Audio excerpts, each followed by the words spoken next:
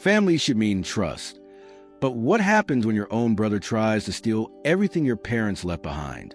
After losing mom and dad, I thought grief would bring us closer. Instead, it exposed his greed. He wanted the house, the land, all of it. He thought I'd stay quiet. He thought I'd surrender. But his betrayal became the very trap that ruined him. This is how my brother tried to take our parents' house, and how I made sure he never forgot the price of his greed. Before we continue, please subscribe to the channel and let us know where you're listening in the comments. Hi, I'm Michael, and I'm from Columbus, Ohio. I never thought I'd be the kind of person telling a story like this. If you'd asked me 5 years ago, I would have sworn my family was unshakable. We weren't rich, we weren't fancy, but we had each other, and that meant more than anything money could buy. My parents, Richard and Mary, worked their whole lives to build something solid for us. My dad was a mechanic who never shied away from hard work, and my mom was a school teacher who poured every ounce of herself into her students and into us. They raised me and my older brother, David, with the same values: honesty, loyalty, and family above all. At least, that's what I believed. Growing up, the house wasn't just walls and a roof. It was a part of us. It sat on 2 acres of land just outside of Columbus, Ohio. The kind of place with creaky floors, a porch swing, and a yard where we played baseball until fireflies came out. Every memory I cherished, birthdays, holidays, even those late-night talks with Dad in the garage, was tied to that home. My parents always said, "This house will be you boys someday. Take care of it and it'll take care of you." It wasn't a mansion, but it was our legacy. David and I couldn't have been more different. I was a responsible one. Steady, predictable, maybe even a little boring. I got a steady job after college, married my high school sweetheart, and tried to live a simple, honest life. David, he was a charming one. The kind of guy who could talk his way into anything and out of anything. He had big dreams, but never the discipline to chase them. 1 month, he wanted to start a business. The next, he was convinced he'd strike it rich with investments. When those plans fell apart, as they always did, it was usually Mom and Dad who bailed him out. They said, "He just needs time. He's figuring things out." I wanted to believe that too. He was my brother, after all. But somewhere in the back of my mind, I started to see the cracks. The way he always seemed to have his hand out. The way he got defensive when money came up. The way he acted like everything Mom and Dad owned was already his. I ignored it, because family fights are the kind of wounds that don't heal easy. Then everything changed. It started with Dad getting sick. It was sudden, one of those diagnoses that knocks the air out of you. Cancer, the kind that doesn't give you much time. Mom tried to stay strong, but I could see it breaking her. I moved back into the house for a while, helping however I could. David, he showed up when it was convenient, when he could make a big show of being the supportive son. He'd drop by with flowers or a store-bought casserole, spend an hour acting like a hero, then disappear again. When Dad passed, it felt like the ground had been ripped out from under us. We buried him on a cold November morning. The trees bare, the air heavy with silence. Mom was never the same after that. She tried. She really did. But her heart was broken in a way I don't think ever healed. Within 2 years, she was gone too, a stroke that took her in her sleep. And just like that, it was me and David, 2 brothers, standing in a house that had held our entire lives, staring at each other over our parents' absence. The grief was unbearable, but part of me thought maybe, just maybe, this would finally bring us closer. Maybe we'd lean on each other, honor Mom and Dad together, and keep the family legacy alive. I was wrong, because almost as soon as the funeral flowers had wilted, David started circling like a vulture. It began with little comments, how the property taxes were too much for me to handle, how I already had my own house and family, and how it only made sense for him to take the family home. At first, I thought he was just talking. People say strange things when they're grieving. But then he got serious. One night, as we sat in the living room surrounded by boxes of Mom's things, he leaned back in Dad's recliner, the chair no one but Dad ever sat in, and said it straight out. "Look, you don't need this house. You got your own life. But me, I could really use a fresh start. I'm going to move in here, make it mine. That's what Mom and Dad would have wanted. I felt my stomach turn. Because I knew that wasn't what they wanted. That house wasn't his. It wasn't mine. It was ours. And the fact that he thought he could just claim it, like he was entitled to everything they'd built, told me something I'd been afraid to admit for years. David wasn't grieving. He was plotting. And I had no idea just how far he'd go. The days after Mom's funeral were a blur. The casseroles from neighbors went untouched. The sympathy cards piled up unopened. And the house felt emptier than I thought possible. I would catch myself listening for her humming in the kitchen, or the sound of her slippers on the hardwood floor, only to be met with silence. Losing both parents in such a short span shattered me. And yet, even through that grief, one thing kept me steady. The belief that I would protect what they built. The house, the land, the legacy. It was all tied to them. Letting it go felt like letting them slip away forever. David, though, didn't see it that way. To him, grief wasn't just grief. It was an opportunity. At first, it came in small conversations, almost subtle, the way a salesman warms you up before going for the hard sell. We'd be sorting through Dad's tools in the garage, and he'd sigh dramatically. You know, man, it's crazy expensive keeping this place up. Roof repairs, heating bills, all that. You've already got your own family and mortgage. Why would you even want this hassle? I'd bite my tongue, not want to start a fight, so soon after we'd buried Mom. But inside, I bristled. This wasn't just a house. It was everything. Then, he started dropping heavier hints. One evening, I found him sitting at the dining table with papers spread out, old property tax bills, maintenance receipts, even utility statements. He looked up at me with this mock-serious expression. Look, I've been running the numbers. Realistically, you can't afford this place on top of your own expenses. But me? I don't have the same commitments. I can make it work. So it makes sense that I move in here, that I just stared at him. Running the numbers? He never paid a bill on time in his life. He'd had cars repossessed, maxed out credit cards, bounced from apartment to apartment. And suddenly, he was a financially responsible one? I didn't buy it for a second. Still, I didn't say what I was really thinking, because deep down, I wanted to believe maybe he was just lost in his grief. Maybe he was clinging to the house in his own way. Maybe, just maybe, this wasn't about greed. But the illusion shattered quickly. One Saturday morning, I came by to pick up some boxes I'd left in my old room. As I pulled into the driveway, I noticed a strange car parked out front, a shiny black SUV with dealer plates.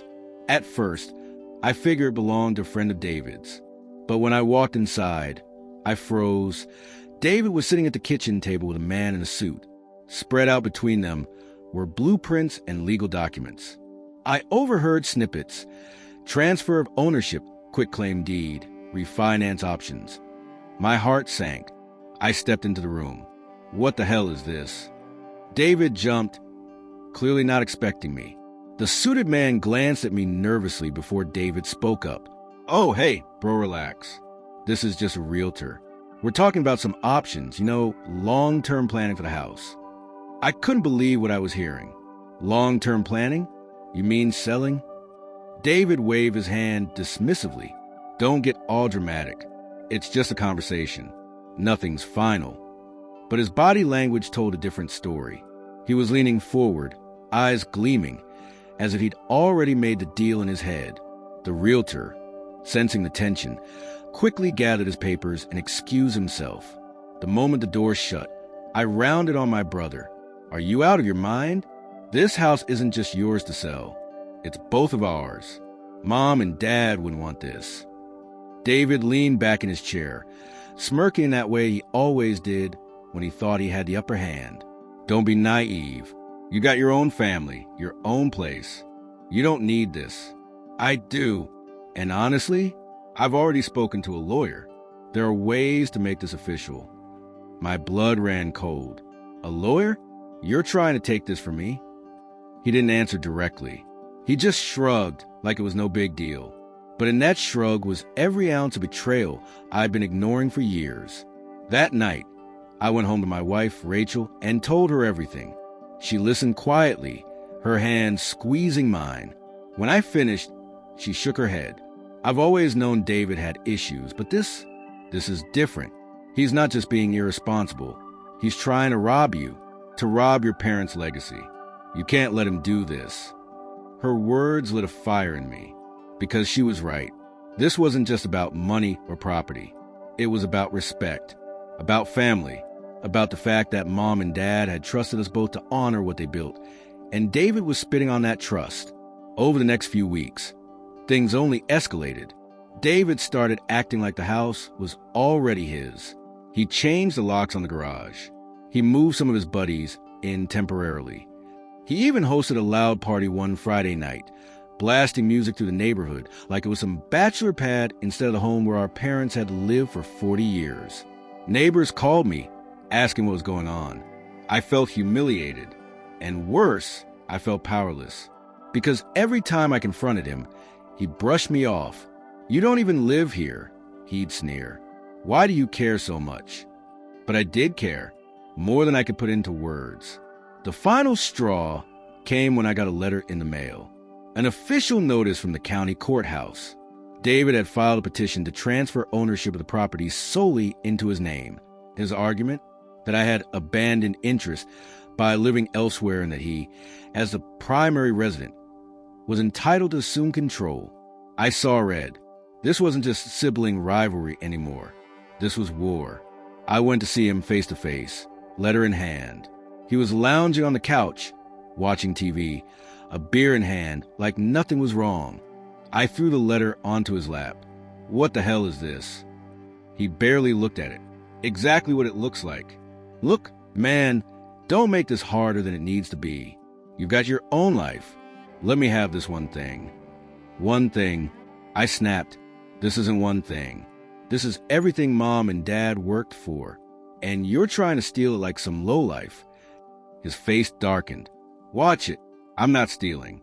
I'm taking what I deserve." That word again. Deserve. The same poison my wife had once used in her ultimatums.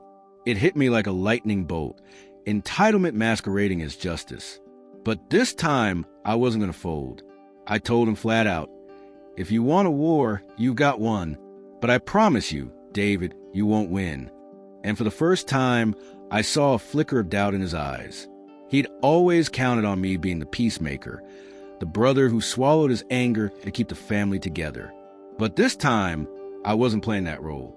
This time, I was ready to fight. What followed was weeks of back and forth. Tense phone calls, bitter texts, icy encounters at the house. He accused me of being greedy, of trying to hoard the family home when I already had everything else. I reminded him of every dollar Mom and Dad had bailed him out with, every mistake he'd made, every opportunity he'd squandered. The truth hit hard, but he refused to admit it. Then came the discovery that turned the tide. While digging through Mom's old files, I found a notarized letter tucked inside a folder of insurance papers. It was her handwriting, clear as day, signed and dated. In it, she wrote that the house was to remain in both of our names equally, so that neither son may claim it solely as his own. It wasn't a legal will, but it was powerful evidence of intent. When I showed David, his face twisted with rage. He tried to snatch the letter from my hands, but I pulled it away. This is what Mom wanted. Not you living here like some king. Not you throwing parties. Not you selling out from under us. She wanted us to share it. And if you can't respect that, then you don't deserve any part of it. That's when I realized something chilling. David would never back down willingly. He was too deep in his delusion, too desperate, too entitled. If I wanted to protect my parents' legacy, I'd have to beat him at his own game, not with anger, not with fists, but with strategy. And so the plan began. When I left the courthouse that morning, after weeks of hearings, I carried something heavier than paperwork. I carried the weight of betrayal. This wasn't just about a house anymore. It was about loyalty, respect, and the bond that was supposed to keep family together. My brother, David, hadn't just tried to take property. He had tried to erase my place in our family history, to cut me out as if I had never belonged. And that cut deeper than any legal document ever could. For weeks, David had strutted into court like he was invincible. He smirked across the room, whispered to his lawyer, and avoided my gaze like I was beneath him. Every time the judge read a motion or reviewed a document, he looked at me with that same smug smile, as if he'd already won. But what he didn't know was that I had been patient, patiently gathering proof, patiently watching him slip up, patiently waiting for the moment when arrogance would turn into downfall. And that moment came when his lawyer introduced a forged document, one I instantly recognized as fake, a transfer paper that supposedly had my mother's signature. But I knew my mother's handwriting like I knew the lines of my own palm. She was meticulous, deliberate, always steady with her pen. This was sloppy, rushed, wrong. So, when the judge asked me to respond, I stood, my voice steady but loud enough to echo in that hushed courtroom. Your Honor, this is not my mother's signature, and I can prove it. The room froze. David's smile faded for the first time in weeks. I pulled out a folder. Inside were dozens of handwritten letters from my mother, birthday cards, recipes, little notes she used to leave me on the fridge. Each one showed her neat, careful script. The judge compared them to the supposed signature on the transfer. The difference was undeniable. David's lawyer shifted uncomfortably. David himself? He went pale. His confidence drained from his face as if someone had flipped a switch. And then the real hammer dropped. I presented bank records, text messages, emails, proof that David had been trying to secretly sell the house while the will was still in probate. He had already spoken with agents, already negotiated prices, already signed contracts, all without legal authority. The courtroom buzzed with whispers. The judge silenced them with a single strike of his gavel. And for the first time, David looked at me, not with arrogance, not with superiority, but with fear. The fall, the ruling was swift. The house remained mine. The forged document was dismissed. And David, he was fined and placed under investigation for fraud. I should have felt victorious. And in a way, I did. But I also felt something else, something heavier. This was my brother, the kid I grew up with, the boy I played baseball with in the backyard, the teenager I covered for when he snuck out at night, the man I trusted to stand beside me when our parents passed away. And yet, here he was, standing on the other side of a courtroom, broken by his own greed. Justice served. Weeks later, I stood inside the house, our parents' house. Sunlight streamed through the kitchen window, the same window where my mother once baked pies and hummed her favorite songs. The house was safe. The legacy was preserved. And for the first time in months, I felt peace. Justice wasn't loud. It wasn't about revenge that left scars. It was about truth winning, about loyalty outlasting greed, about family, even broken family, facing consequences for crossing lines that should never be crossed. David and I, we don't talk anymore. Maybe one day, time will heal the wounds. Or maybe not. But I've learned something important. Family isn't just blood. It's trust. And once that trust is gone, nothing is the same. So, when people ask me if I regret fighting my brother in court, my answer is simple. No, because some battles aren't about property. They're about principle. And if you don't stand up for yourself, no one else will. This wasn't just about a house. It was about respect, about justice, about refusing to be erased. You see, a home is more than bricks and walls. It's memories. It's family history. It's the place where laughter and tears still echo, even when the people who made them are gone. And when someone tries to steal that, they're not just taking a roof over your head. They're trying to take your story, your place in the world, your worth. My brother thought greed would win. He thought betrayal would break me. But what he forgot was that truth has a way of shining through lies. And when you fight for what's right, no matter how hard, no matter how lonely, justice eventually finds its way. Do I wish things had been different? Absolutely. I wish David had chosen love over envy. I wish he had honored our parents' memory instead of tainting it with selfishness.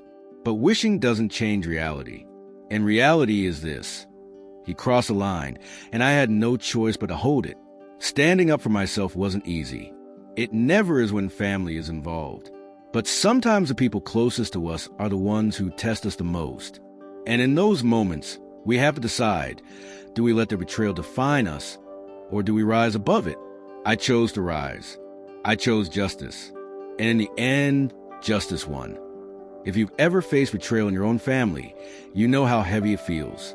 But stories like this remind us, you're not alone and justice is possible. Here on True Revenge, we share real, emotional stories of betrayal, struggle, and the sweet justice that follows. So if this story touched you, hit subscribe and join us. We post new episodes every day, and you don't want to miss the next one.